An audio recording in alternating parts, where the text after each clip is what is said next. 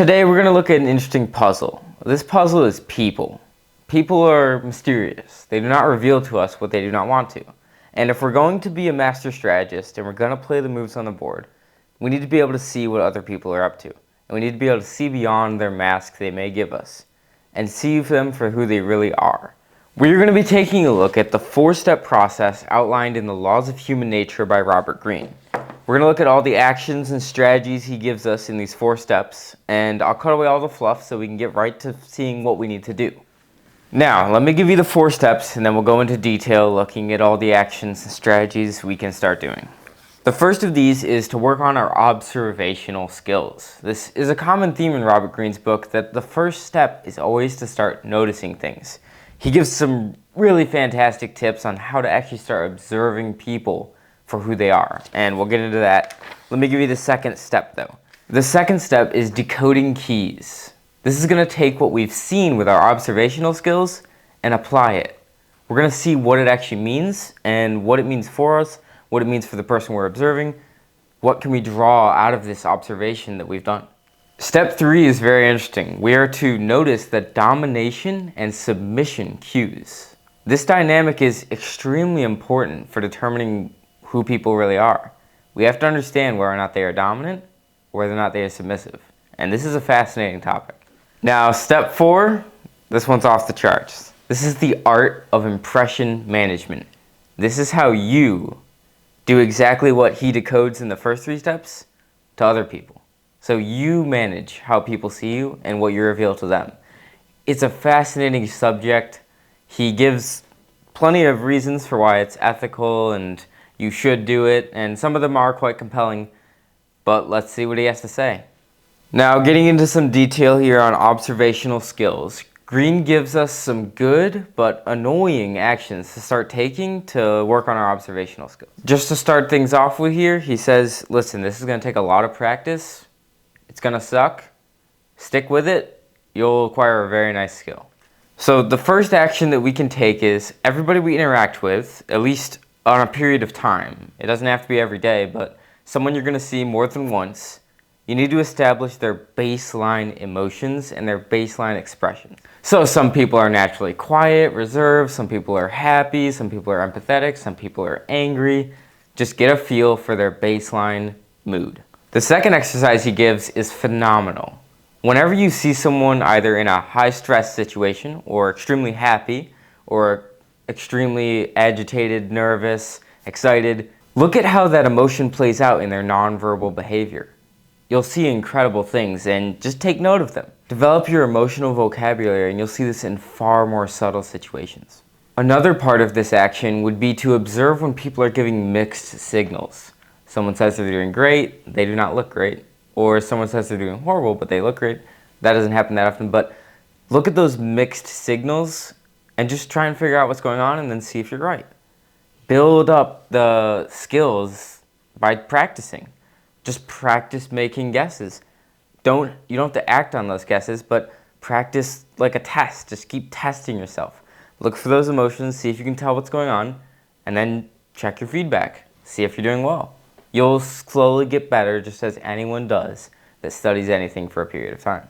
Now, strategies and actions for step 2, decoding these keys we find. The first key to look for is the dislike and the like key. You need to figure out whether someone likes you or not. And this is far more easy than you probably imagine. You probably already know if someone likes you or not. Simply pay attention to how they actually talk to you. If something feels off and maybe they act hostile in one situation only and they come up with a good excuse, don't take that for nothing. You know what's going on. This is not that hard. Some people are very good at disguising it though, and this is where some practice will get you somewhere. There are micro expressions. So I've seen this a few times in practicing this, and it's pretty fun to finally get one. But if you surprise someone in any way, say a random ridiculous statement or suddenly pop up out of nowhere, they will have the expression on their face naturally that that's the way they feel. So if someone really doesn't like you, but they always put on a smile when you're saying hi, catch them by surprise, you'll see a flash of anger or distrust or malice. You will actually see it. And these are super fun to catch, super helpful for telling what people actually think too. The micro expression is a great tool for anybody trying to learn what people are thinking. And of course, the value in detecting these subtle signs of hatred or dislike or just discontentment in general is obviously that you'll be able to correct this or avoid this if you can. And this is all part of the game. This is all part of the chessboard. If you can anticipate what's going to happen next, you can maneuver so that you will come out on top. And as a final action or strategy, one that requires a lot of practice and a lot of skill, I cannot do this at all. People's voices give away everything. Nobody's disguising their voice, and it's incredibly difficult even if you can. You have to be one of the best actors to be able to disguise your voice like movie actors do. So if you can learn people's voice patterns, you're unstoppable. You'll know what's going on. You'll see the chessboard for what it is. And it's not some ridiculous thing, aha, I got an upper hand on you, I know what's going on. No, it helps. You can help them. You can understand how to work with them. It helps a lot to know what's going on with people, but people just aren't open about it. So being able to discern it, super helpful. Now moving on to step 3, the dominance and submission cues. A little bit of a weird one, but I see why it would be so important.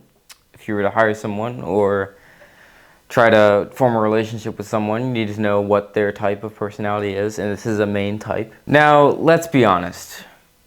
This one doesn't require a whole bit of observation. You can just feel confidence off of someone.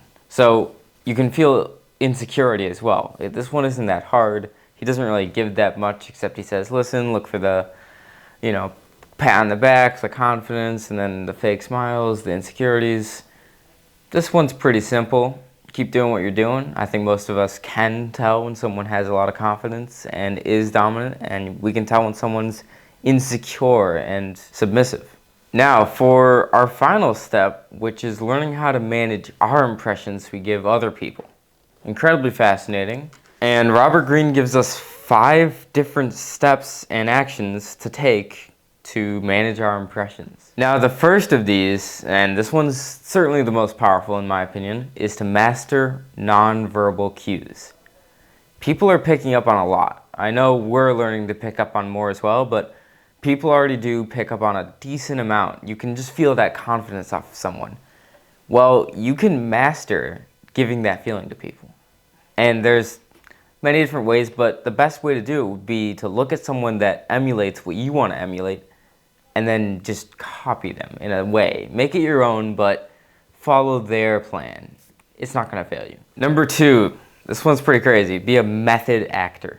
What this means is that when you need to feel a certain emotion, you can do it on command. I can feel sad when I need to. I can feel angry when I need to. I can feel happy when I need to. This one's pretty crazy. If you can do this, you've got some serious control, and I commend you.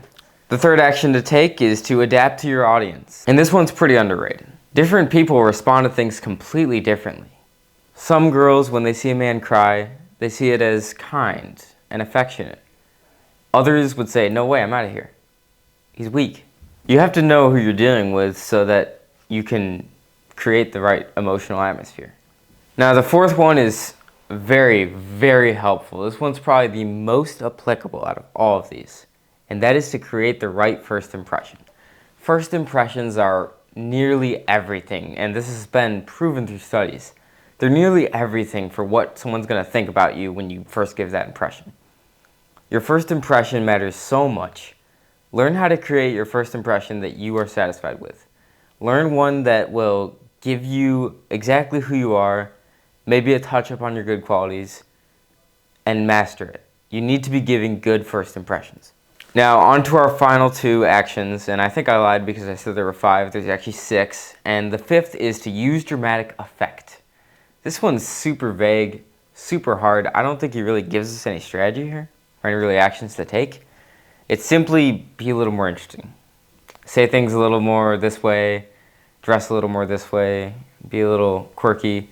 This one's really hard and it requires a lot of discernment on your part, and Robert Greene doesn't say much on it because he really can't.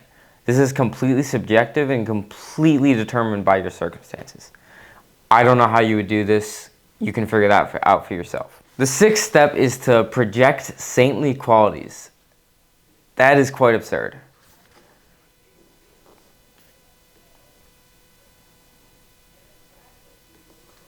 And Robert Greene goes further to say this changes based on your social environment.